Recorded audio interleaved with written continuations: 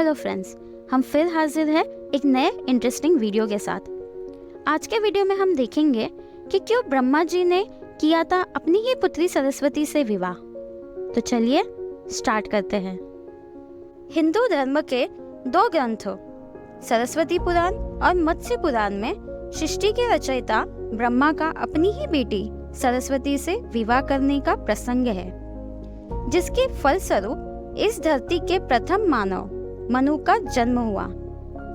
लेकिन ब्रह्मा ने अपनी ही पुत्री से विवाह जैसा निंदनीय काम क्यों किया, इसका जवाब जानने के लिए पढ़ते हैं पुराणों में वर्णित कथा।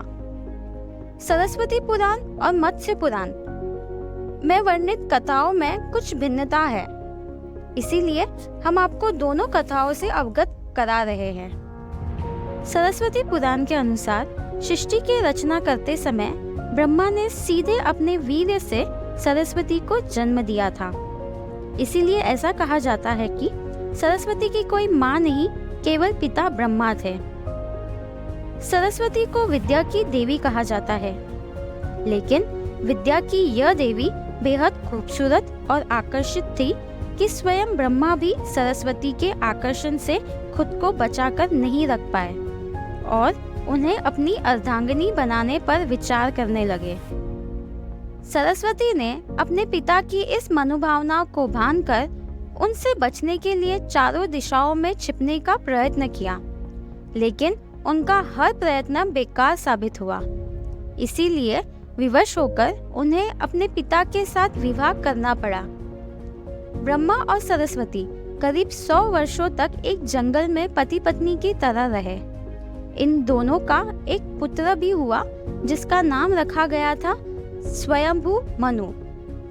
इसके विपरीत मत्स्य पुराण के अनुसार ब्रह्मा के 5 सिर थे। कहा जाता है कि जब ब्रह्मा ने सृष्टि की रचना की तो वह इस समस्त ब्रह्मांड में अकेले थे। ऐसे में उन्होंने अपने मुख से सरस्वती, संध्या, ब्राह्मी को उत्पन्न किया। ब्रह्मा अपनी ही बनाई हुई रचना सरस्वती के प्रति आकर्षित होने लगे और लगातार उन पर अपनी दृष्टि डाले रखते थे। ब्रह्मा की दृष्टि से बचने के लिए सरस्वती चारों दिशाओं में छिपती रही, लेकिन वह उनसे नहीं बच पाई। इसीलिए सरस्वती आकाश में जाकर छिप गई, लेकिन अपने 5वें सिर से ब्रह्मा ने उन्हें आकाश में भी खोज निकाला और उनसे सृष्टि की रचना में सहयोग करने का निवेदन किया। सरस्वती से विवाह करने के पश्चात सर्वप्रथम मनु का जन्म हुआ। ब्रह्मा और सरस्वती के यह संतान मनु को पृथ्वी पर जन्म लेने वाला पहला मानव कहा जाता है। इसके अलावा मनु को वेदों, सनातन धर्म और संस्कृत समेत समस्त भाषाओं का जनक भी कहा जाता है। सो दोस्तों, आपको हमारा वीडियो कैसे लगा ज़रूर बताना कमेंट बॉक्स में।